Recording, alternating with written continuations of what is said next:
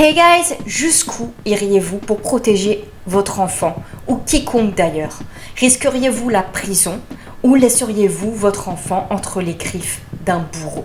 Le 4 août 2018, Cathy et Brian Sherlock emmènent Caden, leur petite fille, en droit de visite chez son père biologique. L'homme est réputé violent, a eu des analyses psychiatriques inquiétantes. Il ne ramènera jamais Caden le dimanche convenu.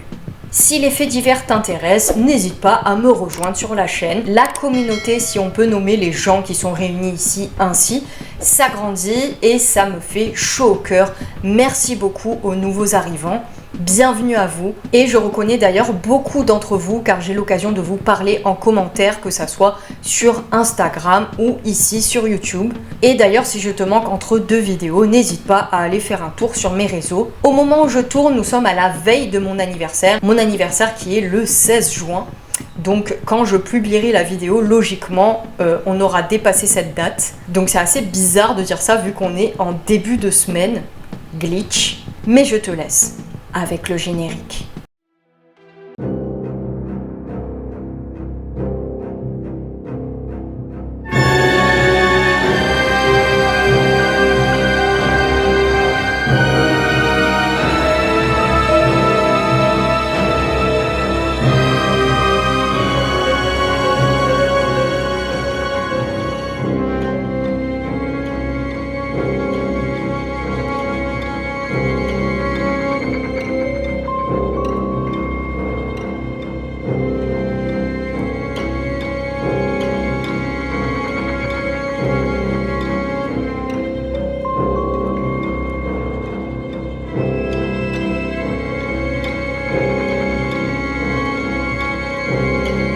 Notre triste histoire se déroule à Langhorne, en Pennsylvanie, en 2018. Caden Mancuso, née en octobre 2010, est une petite fille de 7 ans, vivant avec sa mère Cathy et son beau-père Brian Sherlock, oui, comme Sherlock Holmes, ainsi que ses deux petits demi-frères qu'elle chérissait. Elle fréquentait aussi ses cousins et avait souvent l'occasion de jouer avec. C'était la petite fille typique. Une athlète talentueuse, une excellente élève qui adorait chanter et danser dans la maison. Elle participait même à des concours locaux. Tout le monde pense que son enfant est la personne la plus formidable, incroyable de la planète. Mais cette petite fille était spéciale, déclare Cathy, sa mère, à ABC News. Tout le monde voulait être sa meilleure amie. Et en effet, Caden est décrite comme extravertie, aimante. Tous ceux qui la connaissaient la décrivent comme la petite fille la plus gentille, la plus douce et la plus énergique fille qu'ils aient eu la chance de rencontrer. Caden était élève à la Edgewood Elementary School. De nature studieuse, ses notes étaient excellentes. J'ai mentionné son beau-père, mais elle était également très proche de son père, Jeffrey Mancuso, à tel point que les liens qui les unissaient étaient très forts. Et même si les choses s'étaient mal passées avec la mère de Caden, Cathy, il avait une excellente relation avec sa fille. Ce n'était pas un père absent, ayant sa place à part entière dans sa vie. Une place qui, nous allons le voir, finira par être dramatique. Cathy, la mère de Caden, était avec Brian Sherlock depuis 2014 et il ne s'était jamais marié avec son ex Jeffrey Mancuso. Mais penchons-nous sur sa personnalité. Sa sœur, donc la sœur de Jeffrey, témoignera plus tard que son frère avait des problèmes depuis l'enfance, ce qui avait été amplifié plus tard avec l'alcool et la prise de médicaments, ainsi que ses crises de colère. Par exemple, il frappe ses professeurs et se cogne à une perche de piscine et à plusieurs points de suture. 17. Donc, vous voyez où sa sœur va en venir. Elle pense que son frère a hérité de troubles psychologiques suite à ce choc. Et il est vrai qu'on observe ça chez de nombreux psychopathes et tueurs en série, comme Richard Ramirez qui avait eu un choc à la tête en étant enfant. Par exemple, Jeffrey Mancuso explosait souvent de colère et se battait. Par conséquent, on porte plainte contre lui. On porte également plainte contre lui pour harcèlement et violation de domicile. On est bien loin d'être avec un enfant de cœur. Mais cela ne l'a pas empêché de vivre une belle histoire d'amour avec Katie, la mère de Kayden. Et c'est en 2011 qu'ils se rencontrent à Jersey Shore, sur les rivages. Ça sonne un petit peu comme un début d'histoire romantique. Mais vous allez voir qu'il n'en est rien. Katie trouve Jeffrey charmant et drôle. C'est ainsi que leur amourette démarre. Oui, j'emploie ce terme car vous allez le voir, les choses ne vont pas se dérouler comme on l'espère. Katie découvre qu'elle est enceinte et ils emménagent ensemble pour que leur bébé à venir ait un avenir et un toit. Oui, ça rime. Mais Katie révélera plus tard au ABC's Nightlife que sa relation avec Jeffrey était bien loin d'être romantique et qu'ils dormaient par exemple dans 2 chambres séparées. Drôle de vie à 2. Vous voyez un petit peu le tableau. Et pire, par-dessus le marché, Jeffrey était insultant et l'humiliait, la frappait. On est bien loin du conte de fées en gros. Son comportement était si abusif que Katie commençait à craindre pour sa propre vie. Jeffrey l'étrangle même et elle dit qu'elle se souvient du moment où elle a cru mourir entre ses mains. Mais alors, me diriez-vous, pourquoi ne le quittait-elle pas tout simplement ? Eh bien, elle pensait que sa fille avait besoin d'un père. Mais quel père ?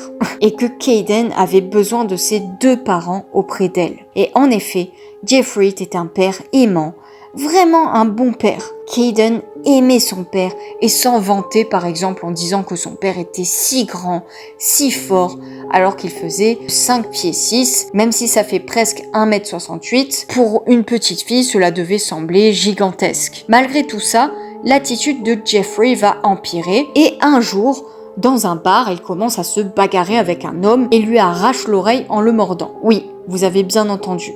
À la Mike Tyson. Ce fut le point de non-retour pour Katie, qui décide à ce moment-là de le quitter. Donc elle profite du contretemps de Jeffrey en prison pour faire bagage et partir ailleurs avec sa fille. Mais elle voulait tout de même maintenir le lien père-fille, donc elle organise des droits de visite le week-end. Et Jeffrey verse en plus de ça une pension alimentaire.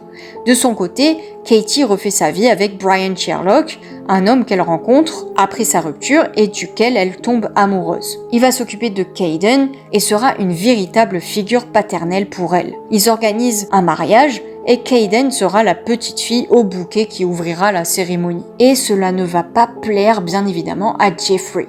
Le fait que sa fille était heureuse dans sa nouvelle famille, nouvellement recomposée, était très frustrant pour lui. En plus, elle avait une nouvelle maison et bientôt un chiot, le bonheur pour une petite fille. Ça va le rendre fou. Il va donc demander une garde partagée de Kayden dans le but qu'elle voie moins sa nouvelle famille. Et ce n'est pas fini. Jeffrey commence à harceler son ex et Brian en les accusant de tous les maux, appelle à plusieurs reprises la police afin qu'ils aillent chercher Kayden, mais la police commence à en avoir marre de cet homme agressif et collant et menace à leur tour Jeffrey de porter plainte contre lui. Oui, ils en pouvaient vraiment plus, la police qui veut porter plainte contre quelqu'un. Mais cela va aller de mal en pis. Un jour, il agresse même sa propre mère devant sa fille Kayden. La pauvre petite Kayden, comme elle se confiera à sa tante, dit qu'elle avait peur de son père. Sa tante lui demande si elle pensait qu'il pourrait lui faire du mal et elle répond « Oui, je pense qu'il pourrait me faire du mal. » Et malheureusement, ses paroles furent prophétiques. Kayden voit aussi son père donner des coups de poing sur la tête du chien et de lui-même.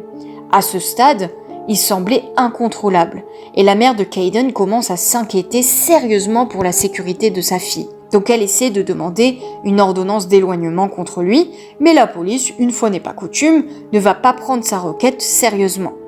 Il lui dit simplement « Tenez-vous bien, ça va aller, il ne vous fait aucun mal » et qu'elle ne pouvait rien prouver. Pendant l'audience, Katie emmène différents témoins, pourtant, dont la principale de l'école de Kayden, un professeur, son coach de sport de foot, qui a vu Jeffrey provoquer Brian lors d'un de ses matchs où il avait emmené Kayden en retard, et il pense aussi que Jeffrey aurait besoin d'une aide professionnelle. De plus, Brian dit que Jeffrey semblait s'être bagarré dans un bar car son visage était enflé et qu'il avait du sang et des égratignures sur ses mains et ses articulations. Les enfants et les parents d'élèves témoigneront aussi du fait qu'il s'était montré menaçant à leur égard, et Jeffrey est donc persona non grata à l'école de sa fille, dont on lui avait interdit l'entrée. On lui interdit aussi tout contact avec le personnel de l'école, et ce qui est triste et dramatique, c'est que même munie de tous ces témoignages, Katie, la mère de Kayden, n'obtient pas gain de cause auprès du juge, et ce dernier ne prend pas sa requête au sérieux. Je me demande ce qu'il lui fallait, en fait. Et pire que ça, il demande une évaluation psychiatrique, non seulement de Jeffrey, mais aussi de Katie. Il disait en effet que les deux avaient fort besoin d'une thérapie. Je trouve cette décision personnellement infâme, surtout avec toutes les preuves contre Jeffrey et tout ce qui va s'en suivre. On diagnostique donc une anxiété à Katie, donc c'est normal avec un ex pareil, et on diagnostique à Jeffrey une dépression, également une anxiété, et bien sûr il est aussi diagnostiqué d'un trouble de la personnalité antisociale et narcissique. Alors il est diagnostiqué aussi d'un trouble de l'anxiété, de dépression, et bien sûr il est aussi diagnostiqué d'un trouble de la personnalité antisociale et narcissique. Alors selon le manuel MSD, ces troubles de la personnalité font partie du groupe B des troubles de la personnalité qui ont pour trait commun une apparence ou un comportement excessif, émotionnel ou erratique. Il comprend les troubles de la personnalité suivants, donc entre autres antisocial, borderline, histrionique, narcissique. Alors, antisocial, on retrouve une irresponsabilité sociale, un mépris des autres, la tromperie, la manipulation des autres à des fins personnelles. Et pour ce qui est du trouble de la personnalité narcissique, c'est un besoin maladif d'admiration, un manque d'empathie, couplé à une vision exagérée de sa valeur personnelle. Donc c'est un petit peu une mégalomanie. C'est ce qu'on diagnostique chez Jeffrey, un charmant jeune homme. Mais même après ça, le juge ne voit aucun inconvénient, ne pense pas que ça soit suffisant pour empêcher Jeffrey de voir sa fille, même si Kayden elle-même avait dit qu'elle ne voulait plus rester autant de journées chez son père. Mais le juge dit qu'elle ne le détestait pas pour autant et qu'elle n'avait pas peur de lui. Donc, tu te mets à la place d'une petite fille qui te dit clairement qu'elle ne veut pas retourner chez son père et tu interprètes l'inverse. Tout va bien. Mais qui a nommé ce juge? C'est à croire que Jeffrey lui avait donné des pots de vin, clairement. Le juge dit aussi que vu que le père n'avait pas fait d'abus physique sur sa fille, que tout allait bien, que c'était une petite fille heureuse avec une relation normale avec ses deux parents, malgré la relation instable qu'ils entretenaient entre eux. Donc entre Jeffrey et Katie. Donc l'évaluateur de garde, donc c'est le custody evaluator, dit au juge que les gardes de Jeffrey devaient être au moins surveillés jusqu'à ce qu'il ait eu le traitement psychiatrique adapté. Mais le juge ne l'écoute pas et n'ordonne même pas de traitement psychiatrique pour Jeffrey. Et ce fut une grossière erreur.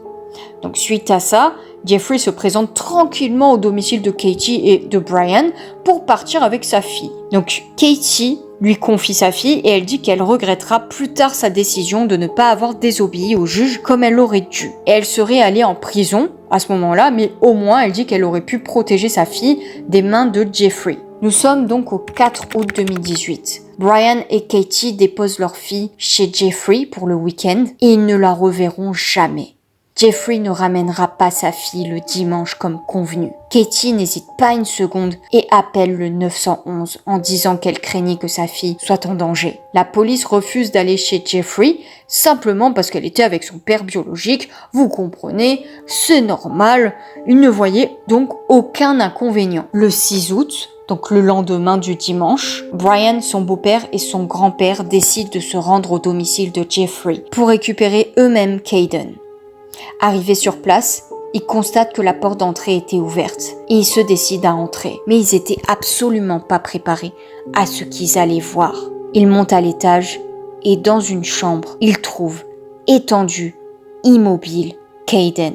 La tante de Kayden dit que Jeffrey avait laissé un mot sur le corps de la fillette, disant « Tu as eu ce que tu méritais ». Imaginez une seule seconde le choc du pauvre homme qui avait élevé Kayden comme sa propre fille. Il appelle immédiatement le 911 qui arrive en 3 minutes. Là, cette fois-ci, les secours arrivent direct. Mais quand il s'agissait de faire de la prévention et non du curatif, là, il n'y avait plus personne. Ils essaient de sauver Kayden, mais il était déjà trop tard. La petite fille était décédée. Dans une autre chambre, ils trouvent le corps inerte de Jeffrey. Il s'était suicidé, mais les secours sur place ignoraient de quelle façon il s'était suicidé. Il s'était ôté la vie. Selon le rapport d'autopsie, Kayden avait été frappé 4 fois à la tête avec une haltère avant d'être étouffé par un sac plastique. Ça, en plus du mot vengeur, la famille n'a eu que ce qu'elle mérite. Pourquoi ? Comment un père a-t-il pu faire ça à son enfant ? L'histoire a choqué la communauté entière. La famille savait que Jeffrey tenterait quelque chose un jour, mais ils étaient à 1000 lieues de s'imaginer l'acte cruel que Jeffrey préparait. La tante disait qu'ils avaient prié pour que cela n'arrive pas. La famille rejette aussi la faute sur la police et le juge qui n'ont rien fait pour empêcher l'horreur à venir et n'ont pas pris le problème au sérieux. Katie s'était battue pour la garde de sa fille, mais s'était trouvée devant porte close.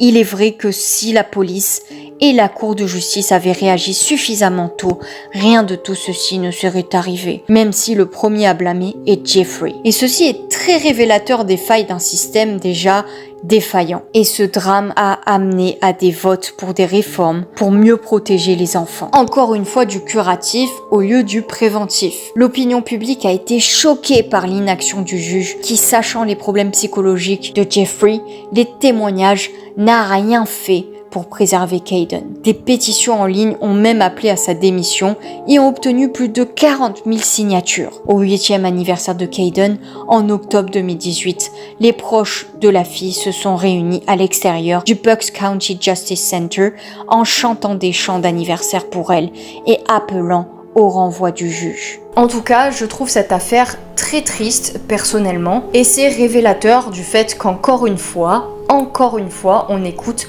pas les victimes, on ne prenne pas assez en compte leurs paroles, voire on les ignore totalement. Là, le juge a ignoré 40 000 red flags, je veux dire les analyses psychiatriques, les nombreux témoignages, les paroles même de Kayden, et ça lui a pas suffi. J'espère que la parole de l'enfant sera davantage prise en compte dans le futur, et d'ailleurs dans un futur proche. Des mesures ont été prises en plus après cette affaire. Bon, encore du curatif au lieu du préventif, mais bon, c'est déjà ça. Espérons que ça ne soit pas juste un coup d'épée dans l'eau, comme bien souvent. Si cette affaire t'a intéressé, n'hésite pas à me le faire savoir, à me le dire en commentaire. N'hésite pas à me suivre, à me rejoindre sur cette chaîne, ça ne mange pas de pain. Et n'oublie pas mes réseaux sociaux si je te manque entre 2 vidéos. Prends soin de toi, c'est très important, et de tes proches. Reste vigilant et écoute les enfants comme les adultes en détresse autour de toi. And remember, you rock.